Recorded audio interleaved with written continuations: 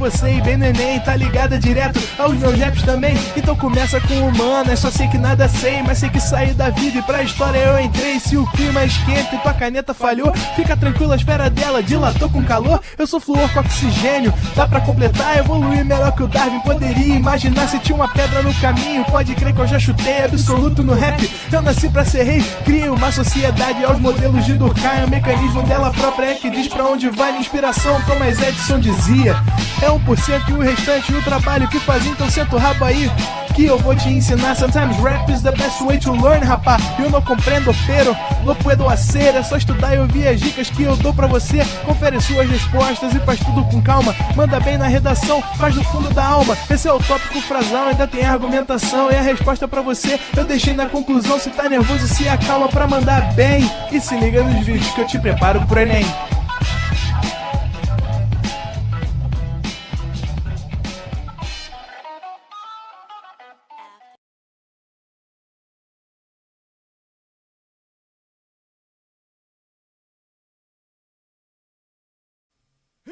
Estamos ao vivo, estamos online. E prolacradores do meu coração, tudo bem com vocês? Por aqui Diego Dias, Lecha, Gugu, Barbie, seu professor de literatura aqui do ProEnem. Como é que vocês estão nessa quinta-feira maravilhosa? Eu tô muito feliz porque eu não sei o seu, mas o meu time está classificado para a semifinal da Copa do Brasil.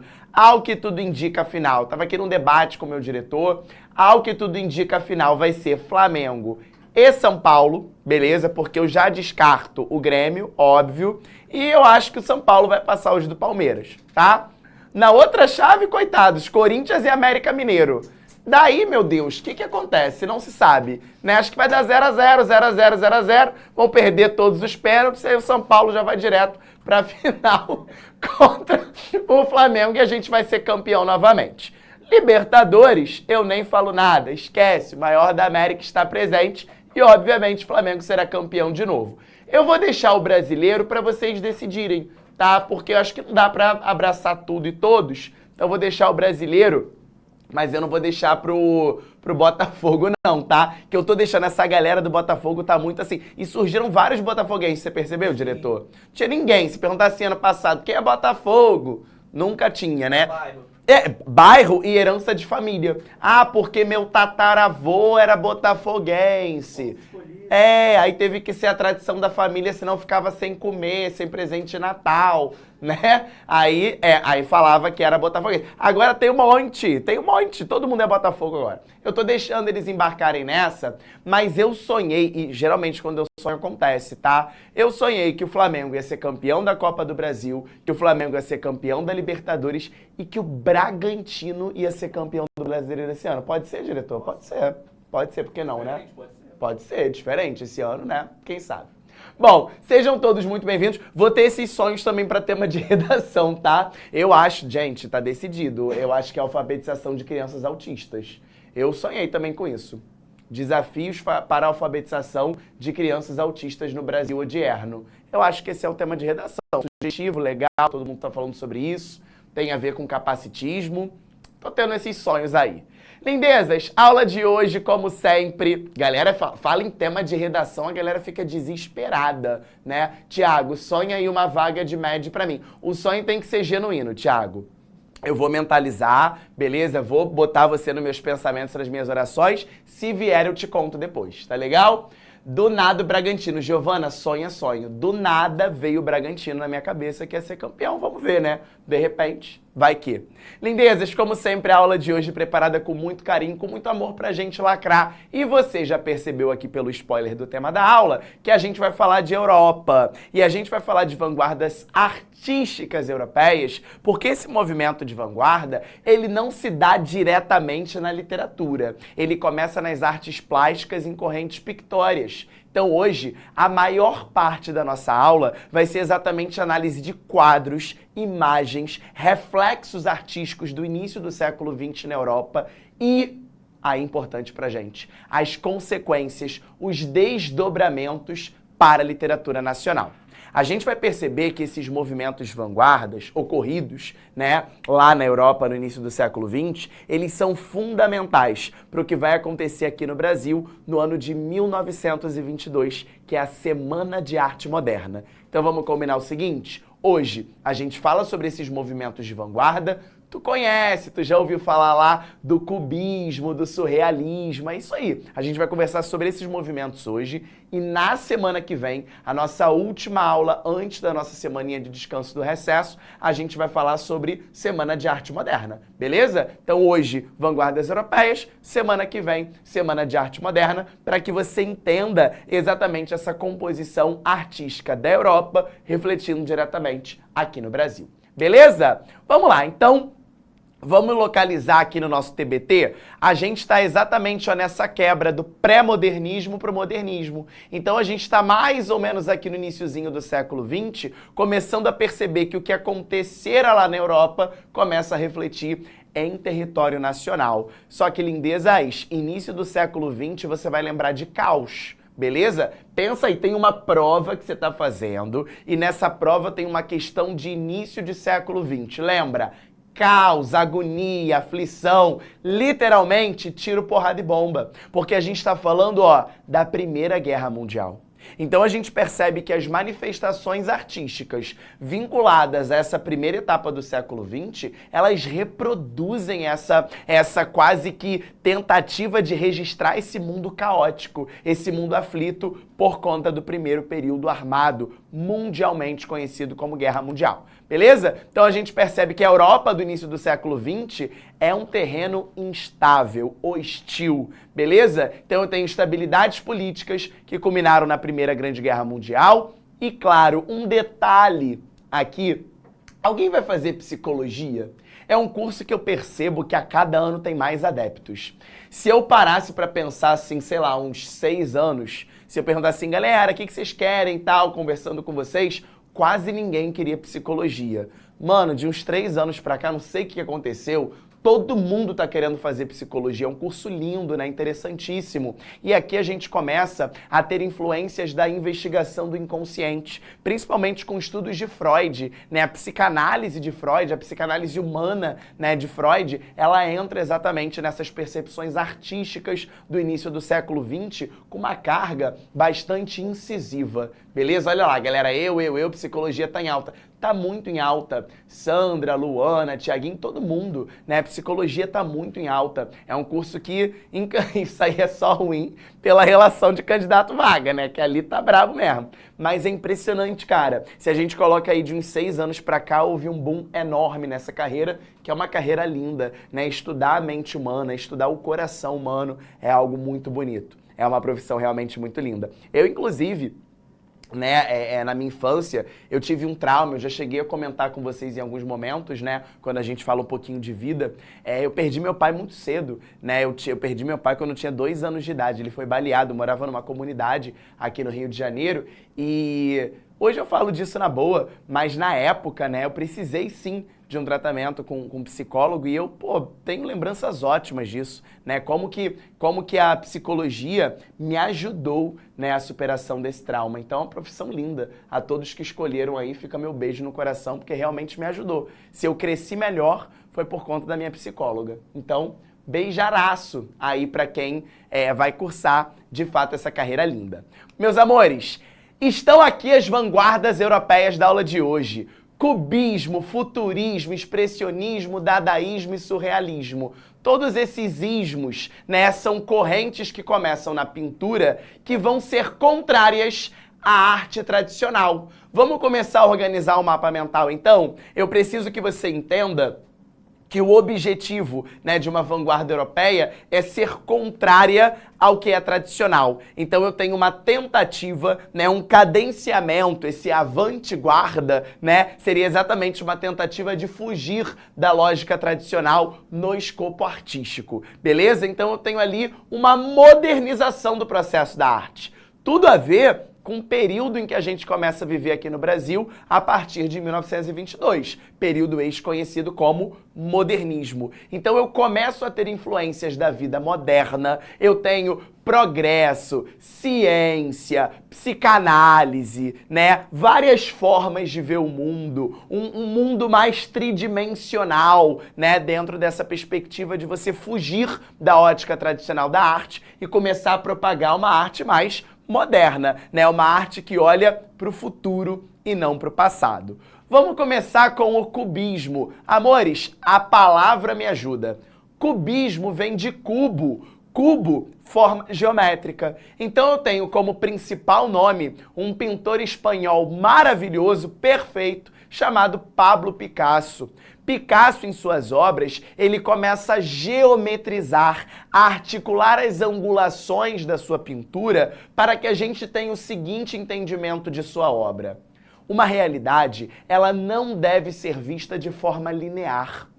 A verdade não deve ser estabelecida com base em uma única perspectiva, mas eu tenho múltiplas formas, vários ângulos, várias perspectivas para entender, interpretar e analisar uma realidade. Então o objetivo do cubismo era a geometrização das formas, era a angularização das formas, para que eu percebesse que o mundo moderno em que eu vivo é um mundo multimodal, é um mundo que eu consigo analisar a mesma imagem por várias perspectivas. Beleza? Então começando aí ter um mapa mental em cubismo, já associa Pablo Picasso como grande representante. O cubismo surge inicialmente nas artes plásticas, nessa tentativa de explorar formas, ângulos, geometrizações de formatos. Beleza? Bom, com o cubismo, abriu-se espaço para exploração de múltiplas perspectivas, sobreposição de diferentes planos e uma visão simultânea de várias realidades. E como eu te disse que a aula de hoje é babado, se liga no que eu vou te falar, porque olha só, pintou um milzão na nossa tela. E você já sabe que quando pinta a nota 1000 na nossa tela de literatura, é que a arte literária está servindo para você como repertório sociocultural para sua redação. Imagine que você tem diante de você um tema que fale sobre realidades plurais. Vou te dar um exemplo. Preconceito linguístico. Preconceito linguístico. Hoje, a língua portuguesa, pela escola, pela mídia, pelo Estado, é vista de forma muito linear.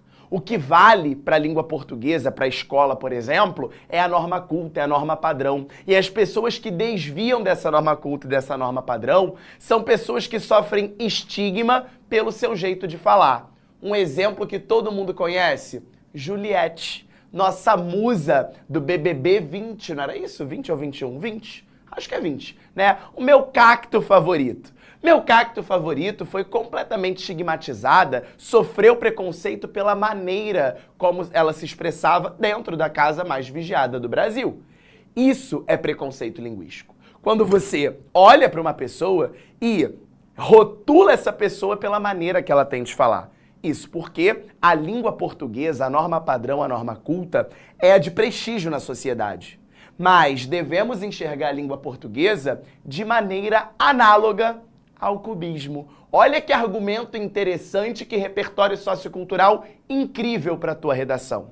A ideia é que uma realidade linguística, ela deve ser vista socioeconomicamente de uma forma muito mais plural do que linear. A língua, ela tem múltiplas possibilidades de afeto, de cultura, de registro social do que apenas a norma padrão e a norma culta. Então, do cubismo, dessa arte de Pablo Picasso, a gente retira esse lance de repertório sociocultural, entendendo que as realidades devem ser menos rígidas, elas devem ser menos inflexíveis. Nós temos múltiplas perspectivas de entendimento para vários temas sociais no Brasil. Isso é top demais e eu te convido a tentar escrever isso dentro de uma redação nota 1000. Beleza? Então já começamos colocando o nível lá em cima, né? Pegando esse cubismo que você aprende como a geometrização das formas e te mostrando que ele pode e vai ser utilizado numa redação nota 1000 que vocês vão escrever este ano, justamente falando sobre essa pluralidade de visões dentro de um mesmo problema social. Beleza? Bom, O quadro mais famoso do Pablo Picasso e representante máximo do cubismo é este quadro chamado Guernica. Este quadro faz alusão exatamente ao bombardeio que sofreu Guernica. Guernica, para quem não sabe, é o nome de uma cidade espanhola bombardeada durante a Guerra Civil Espanhola. E nesse quadro, a gente percebe bem a ideia da pluralidade de elementos. Se eu olho esse quadro na vertical, se eu olho para frente, entendendo os elementos lineares, eu tenho uma interpretação. Se eu olho mais angulado para a direita, eu tenho outra interpretação. Se a minha visão é angular mais à esquerda, para cima e para baixo, eu mudo a minha interpretação. Fato é que nesse quadro, a gente percebe exatamente os horrores, o medo, a dor que a gente tem durante uma guerra. Reparem a figura desse soldado. Tá dando para você enxergar? Vejam só, um soldado deitado, estirado no chão. Ao lado dele uma mulher, olha só, uma mulher ferida pedindo socorro. Percebemos exatamente uma mulher, vejam só, obrigado, meu diretor, que perde o seu filho. Tá vendo, ó, a geometrização dessa mulher com o filho no colo já morto. Olha a dor, a angústia que isso causa. E eu só consigo perceber quando eu deixo a linearidade de lado e começo a analisar os múltiplos fatores dentro desse quadro, né? Aqui a gente tem uma mulher que pede socorro, né? A gente vê símbolos da cultura espanhola, como um touro, olha ele aqui, um cavalo, né? Que são símbolos da cultura espanhola. E aqui em cima uma luz, como se fosse, de fato, a saída, né? O raciocínio, a lógica, para que a gente saia dessa cena de guerra. Então é um quadro em que eu tenho múltiplas interpretações. De repente, aí da sua casa, você já está observando alguma imagem que eu não vi ainda, né? Mas que a ideia do Pablo Picasso era sobrepor essas imagens para a representação de uma angústia que a guerra causa. Beleza? Vamos lá. O cubismo, ele vai gerar influência na literatura nacional. Essa geometrização das formas, essa tentativa de angularizar as múltiplas perspectivas vai ter uma influência direta na literatura nacional com a abolição do verso tradicional. O que é abolição? O apagamento, né? Exatamente uma tentativa de extinguir algo. E o que seria o verso tradicional? Um soneto, por exemplo. Lembra aquele verso rígido? E aí eu quero que você volte lá no início da aula, quando eu te disse que o objetivo de uma vanguarda era desconstruir a arte tradicional vigente. Então isso vai ter um reflexo direto na literatura, em que os poetas vão olhar para esse cubismo, essa múltipla perspectiva sensorial nas artes, e vão trazer isso para a literatura. E aí a gente vai ter um poema, vejam, em forma de desenho. Olha esse poema em forma de viola. Isso fica conhecido na literatura pelo nome de concretismo, que é exatamente uma tentativa de retirar o verso tradicional de uma poesia e começar a explorar múltiplas perspectivas geométricas dentro de um poema. Aqui na literatura nacional, quem muito se destaca no concretismo é um cara chamado Ferreira Goulart. É um poeta crítico, claro, mas que usou essa geometrização das formas para fazer desenhos em forma de poesia. Então vejam como que uma arte, uma corrente de pintura surgida na Europa acaba trazendo influências diretas para a literatura nacional. Beleza? A próxima vanguarda de hoje é uma vanguarda conhecida como futurismo. E mais uma vez, o nome te ajuda. Cubismo, a gente lembrou de cubo, forma geométrica, geometrização das formas, angularização das formas. Futurismo, você vai lembrar de futuro. Futuro com símbolos que destroem o passado, como, por exemplo, o símbolo da vida moderna, que é a velocidade. Cara, tu já reparou que de vez em quando a gente se pega falando assim, caraca, já são 9 horas da noite? Ou, meu Deus, hoje já é quinta-feira. Caraca, o tempo tá acabando, eu tinha que entregar esse trabalho até o dia tal. Você já percebeu que a sua vida é corrida? Imagina as primeiras percepções disso quando o automóvel é criado, quando o avião é criado. Então o futurismo, vanguarda iniciada por um italiano chamado Filippo Marinetti, é exatamente uma arte que retrata uma atitude radicalmente antipassadista, Ou seja, uma crítica ao passado, uma destruição dos símbolos do passado e uma valorização intensa da velocidade fruto da modernidade. Olha para esse quadro. Diferentemente das formas geométricas do Picasso, isso aqui parece um sopro de tão rápido, parece que passou muito rápido. Eu não estou vivenciando o passado, eu quero destruí-lo. Eu não estou preocupado com o presente, eu quero olhar avante, eu quero olhar para frente. E esse para frente vem o futurismo. Beleza? Olha esse aqui, parece que são soldados. Olha o pé, olha a ideia do movimento, né? Indicando a múltipla possibilidade de explorar e valorizar símbolos da vida moderna, como a velocidade, o avião, os carros, os automóveis. E isso vai gerar consequências também diretas na literatura.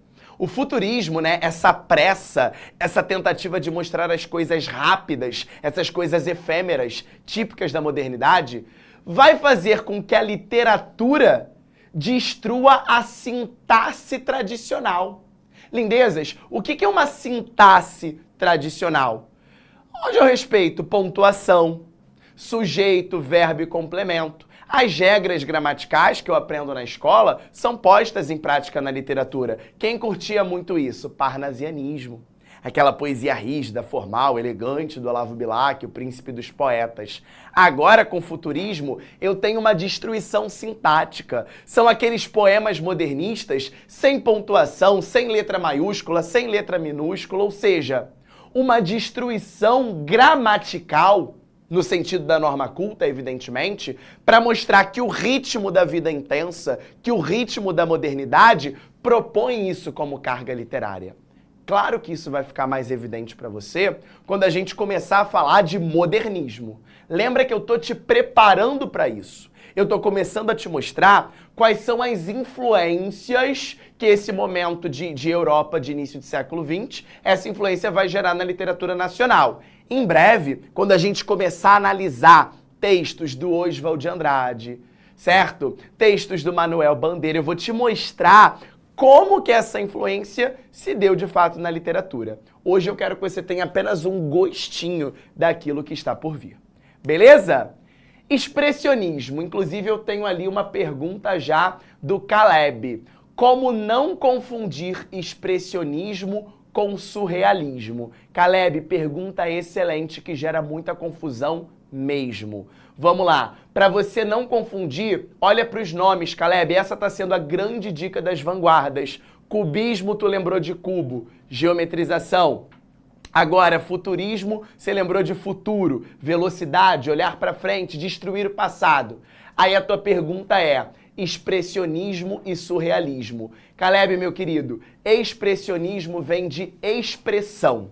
E a expressão que eu tenho num período de guerra, a expressão que eu tenho no início do século XX é uma expressão de angústia, de medo. E aí tu vai lembrar que o expressionismo, um cara que se destaca é exatamente o Edvard Munch pintando O Grito. Olha a expressão do feio, do agressivo, do desesperado. E o surrealismo, só para te antecipar, é algo surreal. É aquilo que vai além da realidade. E aí já eu vou retomar isso com você, falando de um cara chamado Salvador Dalí. Olhando para esse inconsciente do Freud que a gente fez alusão no início da aula. Beleza? Então, respondendo a sua dúvida, expressionismo é a expressão da angústia, do medo, da aflição. E o surrealismo, que vai pintar daqui a pouquinho aqui para você, é algo onírico, é algo vinculado ao sonho, é aquilo além do real. É o fruto da minha imaginação. Beleza? Vamos lá. Expressionismo, então, máximo expoente, o quadro O Grito de Edvard Munch, representação de uma figura aflita, angustiada. Eu não botei o milzinho aqui, mas lendo ali a perguntinha de vocês, eu fiquei pensando no seguinte: este quadro é um repertório coringa para redação. Né? Você pode mostrar, né, exatamente a definição do expressionismo, dizendo que nesse quadro O Grito de Edvard Munch há a representação da aflição, da angústia, do desespero, assim como, fora das artes, evidentemente, se dá a sociedade brasileira odierna atual no que diz respeito ao tema XYZ. Por exemplo, violência nas escolas. A gente não ficou assim, angustiado, aflito, com medo, angustiado com esse tema? Cara, isso aqui é um repertório incrível para a tua vida. Qualquer tema de redação que você perceba que gerou um caos social, que gerou uma comoção, uma aflição, a sociedade ficou angustiada com aquele tema, isso aqui é um repertório incrível. Mais uma vez, como a literatura é fundamental, como que a arte é fundamental para o seu repertório sociocultural de redação. Beleza?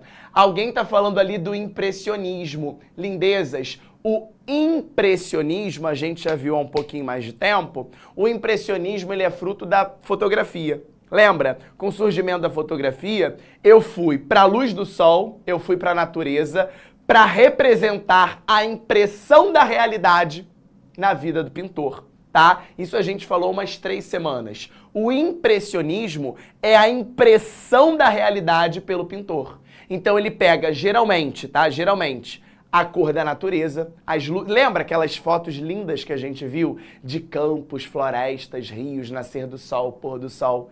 Elementos da natureza que eu poderia tirar uma fotografia, porque isso aqui é influência clara da fotografia, máquina fotográfica. Só que a máquina fotográfica reproduz a realidade. O impressionismo, que é a dúvida de vocês, ele vai exatamente para a tentativa de mostrar a impressão subjetiva que um pintor tem daquela realidade. Seria uma pintura de uma fotografia? Seria a impressão, daí o nome impressionismo, a impressão de uma realidade. A impressão subjetiva que o pintor tem de uma realidade. E aí me perguntam o seguinte, isso é uma corrente literária, é uma escola literária? Amores, não. A ideia que a gente tem aqui é que dentro da concepção pictória, eu não posso dizer que o expressionismo é uma corrente literária. Literário tem a ver com escola literária no sentido técnico da leitura, da escrita. Aqui não, eu tenho pintura, nasce em forma de pintura e gera uma influência numa escola literária que a gente chama de modernismo. Beleza? Alguém me pergunta agora, Brazilian Football, Vicente Van Gogh era de qual vanguarda? Professor Diego Dias. Amores, Van Gogh, você volta também lá no impressionismo. O Van Gogh, ele é um neo-impressionista, né? Ele vai criar ali aquela ideia, quando você olha os quadros de Van Gogh, parece que ele corre o pincel, né? Aquela coisa bem, aquele pintor bem tradicional. Mas essa pintura corrida é exatamente fruto do neo-impressionismo. Ele não vai entrar escancaradamente nas vanguardas europeias, tá? Ele volta lá para a questão do impressionismo, do neo-impressionismo. Vê essa aula de novo que você com certeza vai tirar sua dúvida. Beleza? Vamos lá. Expressionismo, então, voltando para cá para a gente organizar o rolê. Influência da Primeira Guerra Mundial, sentimento de medo, dúvida, aflição, estética do feio, do agressivo, da insatisfação. Tendência em deformar a realidade de forma caricatural. Olha o desespero desse cara, né?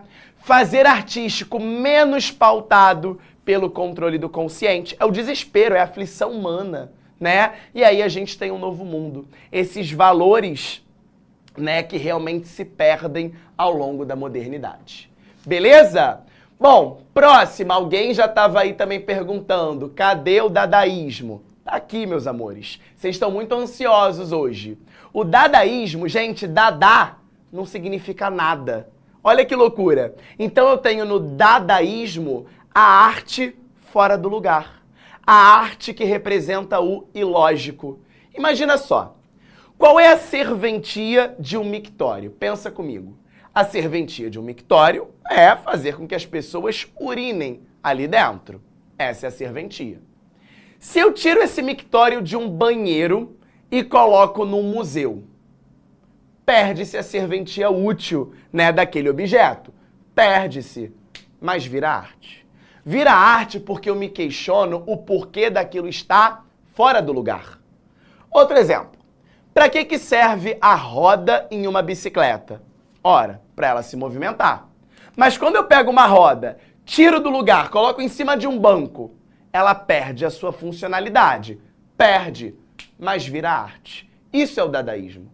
É você perceber que as coisas que têm função utilitária na nossa sociedade, elas estão muito intrínsecas à visão capitalista. A roda serve para isso, o celular serve para isso, o ar-condicionado serve para isso. Mas quando eu tiro algo do seu lugar tradicional e exponho no museu, para você se questionar se isso é arte, isso te gerou um incômodo, isso te gerou uma reflexão, isso te gera um pensamento crítico. Daí o dadaísmo. É uma abolição, portanto, da lógica tradicional. O que uma roda está fazendo em cima do banco? O que um mictório está fazendo exposto no museu? É exatamente a tentativa de tirar a lógica tradicional de cena e começar a sugerir uma arte mais espontânea. Pô, isso é arte? Ou seja, não era para isso estar em outro lugar? Não era para o mundo estar diferente? Olha como essa tentativa do Dada não significar nada, né? Ou seja, o dadaísmo não significar nada, como que isso reflete a nossa própria existência. O mundo não está fora do lugar? Olha quanta coisa errada existe no nosso entorno. Vale lembrar, aqui é uma reflexão da Primeira Guerra Mundial. Era para o mundo estar em guerra? Ou seja, a reflexão do dadaísmo é: as coisas estão fora do lugar, a arte também. Então eu vou pegar algo utilitário, algo do dia a dia, para tirar do seu contexto tradicional e isso ser a reflexão do caos, da falta de lógica existente, inclusive, no próprio mundo. Beleza? E para finalizar, aí está o surrealismo, que foi a pergunta do Caleb, né? Ele me perguntava a diferença entre expressionismo, que ficamos lá com o grito, a expressão do medo, da angústia, e do surrealismo. Surrealismo, surreal, aquilo que vai além da realidade. Aquilo que não ficou no plano tradicional, ou seja, é uma reflexão de um universo onírico. Essa palavra não pode faltar no teu mapa mental. O que seria um universo onírico? Seria um universo dos sonhos, do devaneio, daquilo que é fruto do nosso inconsciente. Então essa vanguarda, né, quando a gente olha para o inconsciente, quando a gente reflete com os ensinamentos do Freud, a ideia que a gente tem aqui, principalmente com Salvador Dalí, é essa percepção de que investigar a nossa imaginação, aquilo que é fruto da fantasia, aquilo que é fruto do devaneio, aquilo que é fruto do sonho, seria muito mais produtivo do que ficar amarrado apenas à realidade. Daí o nome surrealismo. É aquilo que vai além do real. É aquilo que é onírico, aquilo que é devaneio, aquilo que é sonho. Então vamos lá.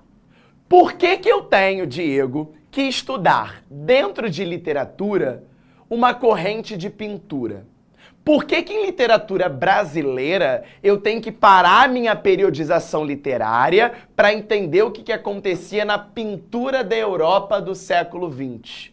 Lindezas, porque como eu te disse, essas vanguardas europeias vão sofrer direta influência no movimento que vai mudar radicalmente a arte brasileira, e esse movimento é exatamente a Semana de Arte Moderna, tema da nossa próxima aula, beleza? Então eu tenho diretamente uma influência do modernismo para essas vanguardas, principalmente no sentido de romper a arte tradicional vigente. O objetivo fundamental de uma vanguarda europeia era abolir a lógica tradicional. Semana de Arte Moderna no Brasil é uma influência direta desse movimento.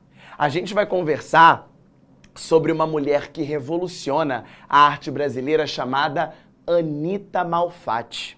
E a Anita Malfatti, ela vem para o Brasil exatamente com essas ideias que ela depreende das vanguardas europeias. Então a gente vai entender que a desconstrução da arte no sentido acadêmico aqui no Brasil começa por influência dessas vanguardas. Beleza? Vamos ver o mapa mental para ver como é que ficou isso antes de responder a questãozinha que eu separei para vocês? Meu diretor, vamos aqui para o quadro?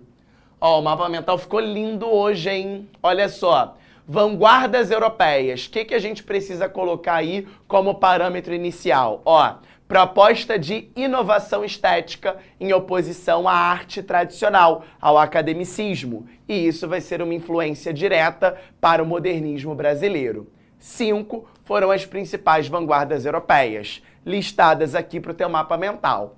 Cubismo formas angulares e geometrizadas, indicando essas múltiplas perspectivas dentro de uma mesma realidade, e seu expoente foi Pablo Picasso. Cubismo, tu lembra de cubo, forma geométrica. Futurismo, tu lembra de futuro, ou seja, destruição de elementos do passado, de símbolos do passado e uma exaltação de símbolos da modernidade. Principal representante, o italiano Filippo Marinetti. Expressionismo, Caleb, de novo tô contigo. Expressionismo, você lembra de expressão. Expressão do medo. Eu tô no início do século XX na Europa. Expressão do medo, da angústia, da aflição. Isso sendo representado principalmente por Edvard Munch. Dadaísmo, Dada não significa nada, então é exatamente a arte lógica, a arte fora do lugar, a destruição, a abolição da lógica tradicional. Representante principal, Tzara, que é exatamente o pai do dadaísmo. E o surrealismo é fruto desse universo onírico, do sonho, fruto do inconsciente, e o principal pintor é o nosso Salvador Dalí, também espanhol. Vou chegar pra cá pra você tirar o seu printão e depois você me mostra como é que ficou, tá? Quero saber como é que ficou o seu mapa mental para que a gente possa discutir, trocar ideia, se você quiser mandar alguma questão que você está fazendo ou se ficou alguma dúvida dessa aula, evidentemente eu estou te esperando lá no Instagram, @prof.diegodias, para que a gente continue aqui o nosso devaneio artístico literário. Beleza? Para finalizar, eu quero fazer uma questãozinha. Peguei uma questãozinha do Enem para que a gente possa finalizar a aula de hoje. Cara, tu já percebeu que às vezes cai uma questão no Enem, que é um quadro ou uma escultura. E aí você fica olhando para o quadro e te dá a sensação de vazio. Sabe aquela sensação do meme da Nazaré, que você fica olhando? Isso é cubismo, né? Você vê ali a geometrização das formas e você fala, Deus do céu, o que que significa isso? Vamos tentar, ó. O Tiago já foi... Tiago não, o Toji Vieira. Não é isso? Toji Vieira já foi diretamente ao ponto, Magu também, Luana também. Olhei para esse quadro, identifiquei claramente a vanguarda, cubismo. Por que cubismo? Pô, porque eu tô vendo forma geométrica. O que que salta aos olhos? Forma geométrica. Soldados jogando cartas. Pô, soldados. Soldados. Essa geometrização não te lembra um robô? Seja sincero comigo, não parece um robô? Não parece ali, ó? E lembra, né, o contexto, guerra, né? Então a gente tem exatamente ali soldados jogando cartas, soldados geometrizados, robotizados. Vamos ver a questão. As vanguardas europeias não devem ser vistas isoladamente. Olha aí a pergunta de muitos de vocês aflitos. Professor, o fulano representa que vanguarda? Galera, literatura, arte não é igual química, que eu vou classificar um elemento como metal e ametal e fim de papo. Lembra no Machado de Assis? Que a gente falou que muitas vezes o cara é classificado como realista, mas há quem discorde, que ele vai além do realismo? Pois bem, arte é isso. Não é para você ver isoladamente, categoricamente é isso e ponto final. Existe um momento de preponderância, existe um momento em que nós temos uma maior característica, uma maior evidência de determinado movimento em determinado autor, sim, mas elas não devem ser vistas isoladamente ou categoricamente, porque isso aqui não é ciência exata, é literatura, é subjetividade. Que isso fique claro no seu coração, tá bem? Uma vez que elas apresentam alguns conceitos estéticos e visuais que se aproximam.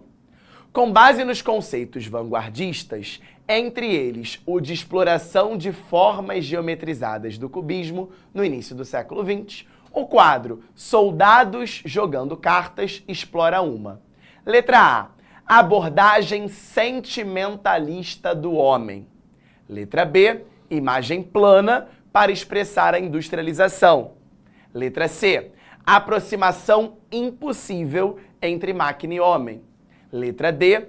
Uniformidade de tons como crítica à industrialização. Letra E. Mecanização do homem expressa por formas tubulares. Vamos lá. Letra A, abordagem sentimentalista, tu tá brincando comigo, né? Se o cara tá sendo robotizado, porra, Ele perde o sentimento e não uma abordagem sentimentalista. Letra A tá fora de cogitação. Letra B, imagem plana. Poxa, a gente acabou de ver que no cubismo existe uma geometrização, uma pluralidade de perspectivas. E não uma imagem plana. De plano isso aqui não tem nada, parece uma imagem 3D. Então não pode ser letra B de jeito nenhum.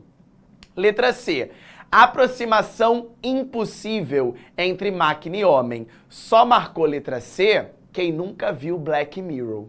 Só marcou letra C quem nunca viu Matrix. Não é verdade? É claro que essa aproximação existe e ela é fruto da modernidade. Então essa aproximação é muito possível. Inclusive, que decepção, hein, essa última temporada de Black Mirror. Eu amava essa série, na última ela se perdeu. Letra D, uniformidade. Não. Cubismo não tem nada a ver com uniformidade, é pluralidade. Agora, olha como é que a letra E se encaixa perfeitamente.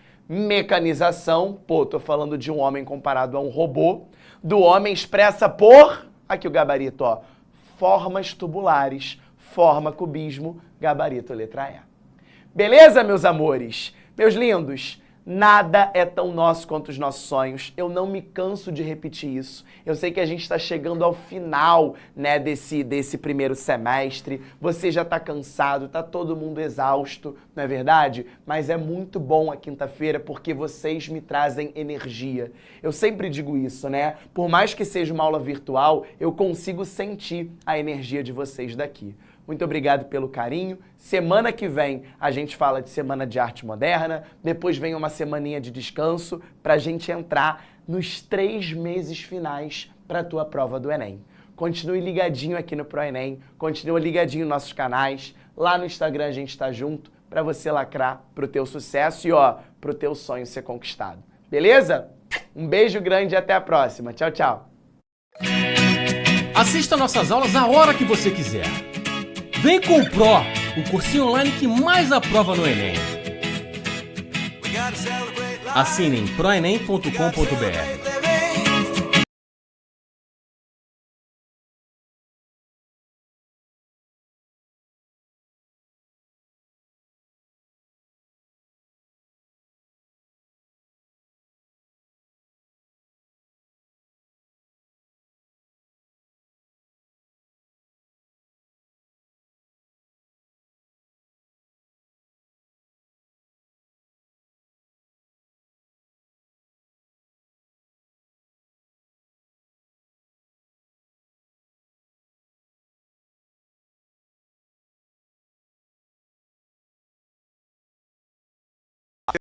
Prisão de peixe grande do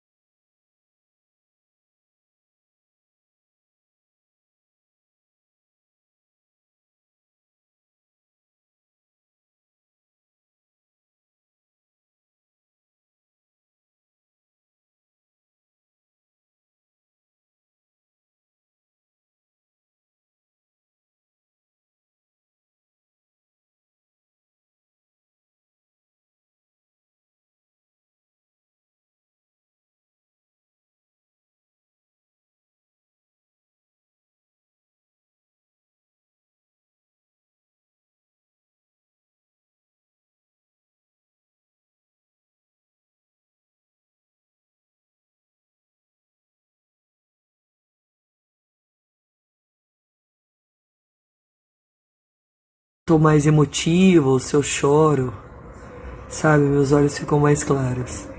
E hoje é o dia. Você me ama mesmo. E meus olhos estão mais claros. Tu deveria me responder essa pergunta, né não? 43, Arielle. 43. Você me ama mesmo. E meus olhos estão mais claros mesmo hoje. Tu deveria me responder essa pergunta, né?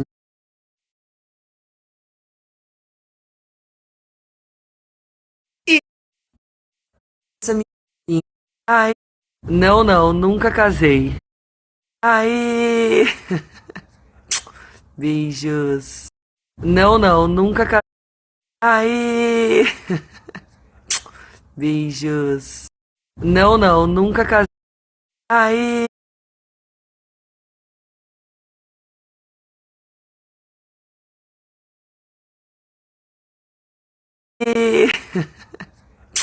beijos. Não, não, nunca casei. Nunca fui casada. Tô à espera desse milagre. Ai, gente. Por que será? Você acha que. Acho que eu devo casar? Vocês acham que eu devo casar? É isso? Tá aqui, ó. Lavei hoje cedo, 7 horas da manhã. Lavei, hidratei e amanhã eu volto para os cachos e rabo, que é dia de gravação.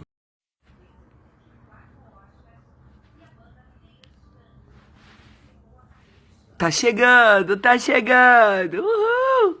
Tá chegando, novidades! Vocês querem? Em 7 minutos de perguntas, o que mais tem? Você namora? Tá solteira? É casada? Gente! Por que essa pergunta? Tô com muitos pretendentes aqui. Por que essa curiosidade? Me contem. Quero que vocês me mandem aqui. Por que essa curiosidade se eu tô casada? Casada não, né, gente? Porque quando eu casar todo mundo vai saber. Se isso acontecer. Mas se eu tô solteira, por que essa curiosidade de vocês? Me conta, eu gostaria muito de saber. Dois patinhos na lagoa, tanana, 22 anos vai fazer. Uhul! Então, quando eu tô... Dois patinhos na lagoa, tanana, 22 anos vai fazer. Uhul! Então, quando eu tô produzida, quando os meus profissionais me deixam bela, eu me acho gatíssima. Mas a gente tem que se achar bonita,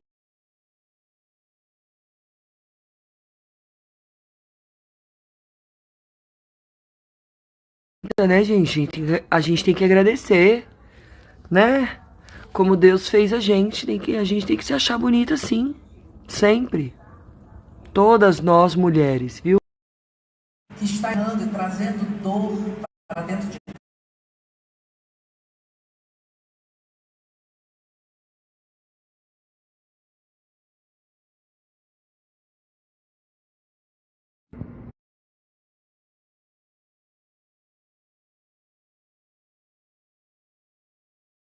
Não é sobre ter todas as pessoas do mundo pra si. É sobre saber que em algum lugar alguém zela por ti. É sobre cantar e poder escutar mais. I'm a Barbie girl in the Barbie world. Life in plastic, it's fantastic. You can break.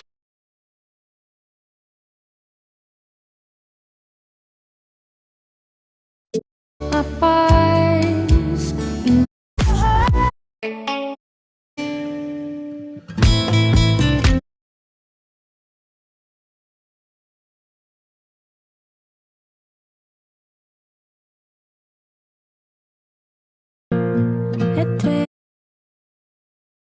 Trevo de 4 folhas, manhã de domingo à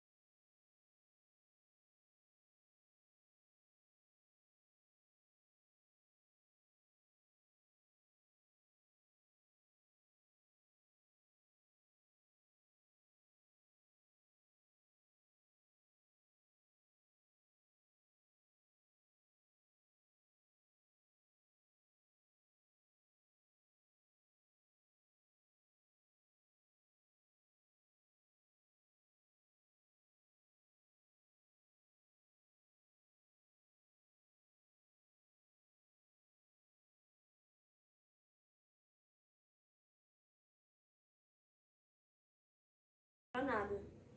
Não há sentido pra vida. Não tenho amigos. Não tenho família.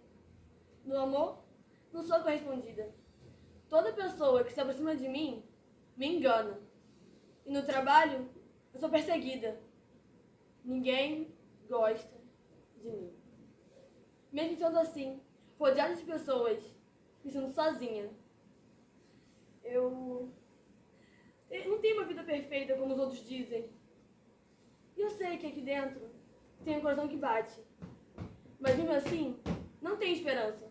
Esperança de quê? Viver pra quê? Pra ser humilhada? Pra ser motivo de graça? Os outros rirem de mim? Eu pergunto a Deus todos os dias: o que eu tô fazendo aqui? Eu não sou meu consequente. Eu sinto uma dor aqui dentro. Uma tristeza sem fim.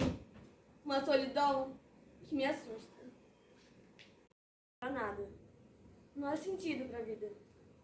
Não tenho amigos.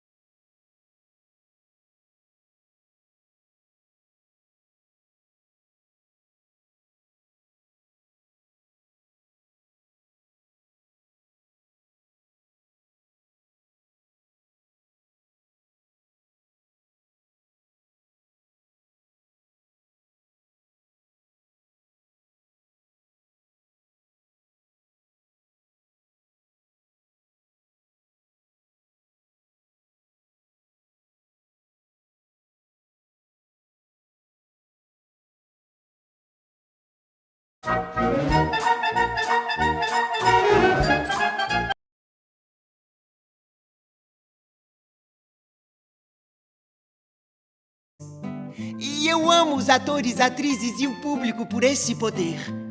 E quero morrer neste palco, onde se dá essa viva alquimia.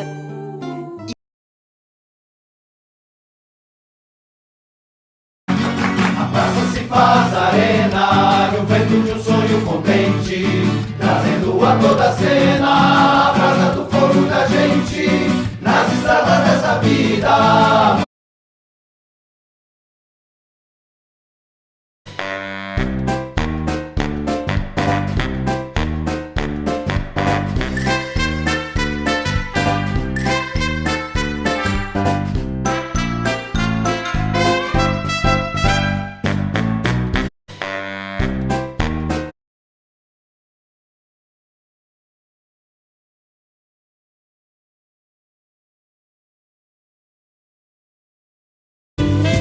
Teatro, a vida é puro teatro.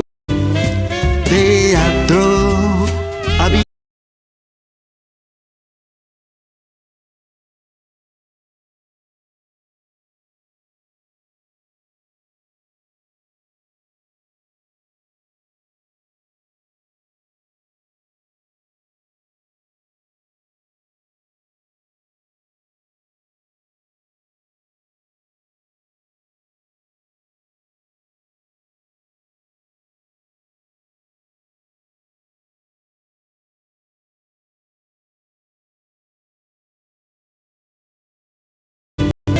Teatro, a vida é puro teatro.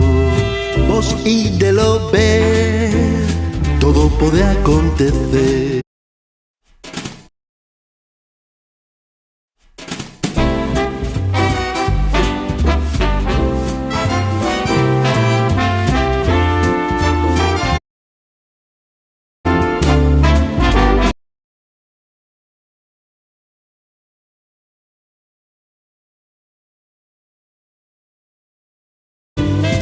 Teatro, a vida é puro teatro. Vos ídelo ver, todo pode acontecer.